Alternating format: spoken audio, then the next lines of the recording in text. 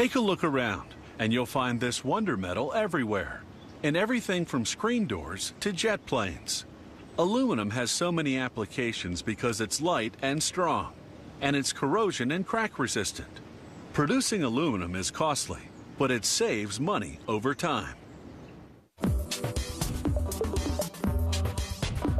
Aluminum, so widely used today, and the world's most abundant metallic element, does not occur in a natural state.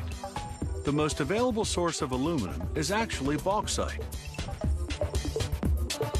Bauxite is mainly mined in tropical countries.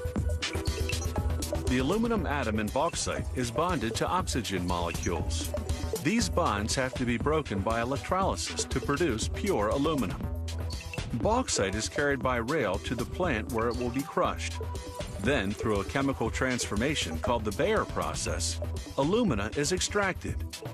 This is then roasted in calciners to eliminate all moisture. This is the reduction facility. This plant has 432 pots through which a powerful electric current will be passed to produce electrolysis.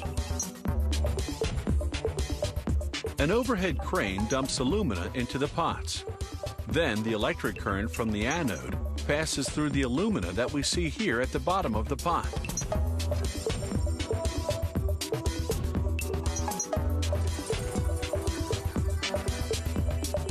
Via the process of alumina reduction at 1742 degrees, the anodes lose volume and will have to be replaced. It's a continuous operation. Each anode has a lifespan of about 20 days. Spent anodes are recovered from the pot with this overhead crane and carried off to be recycled.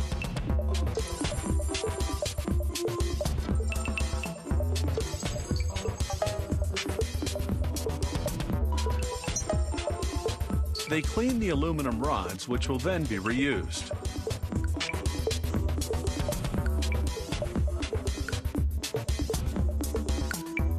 Here we see the crust formed atop the anode. When the anodes are replaced, the accumulated impurities have to be recovered from the top of the pots. This is accomplished with these pincers. Then a new anode is inserted into the alumina and electrolysis continues. The electric current breaks the molecular bonds. The heavier aluminum collects at the bottom of the pot, while the oxygen bound to fluorine is released as a gas, which is drawn off and treated.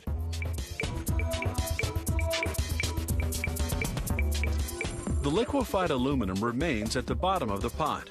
It has to be recovered in this huge crucible with a tube.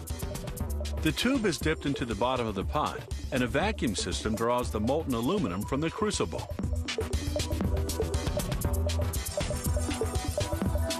The aluminum is recovered in a short time. Air is vacuumed from the crucible by a flexible pipe held by an operator. The tube is finally withdrawn, and the overhead crane dumps another quantity of alumina into the pot. Thus, the aluminum fabrication process continues uninterrupted. The crucibles filled with molten aluminum are transported to the casting house. Their contents are poured into holding furnaces that have a capacity of 60 tons. In these very hot furnaces, the molten aluminum is stored to await casting.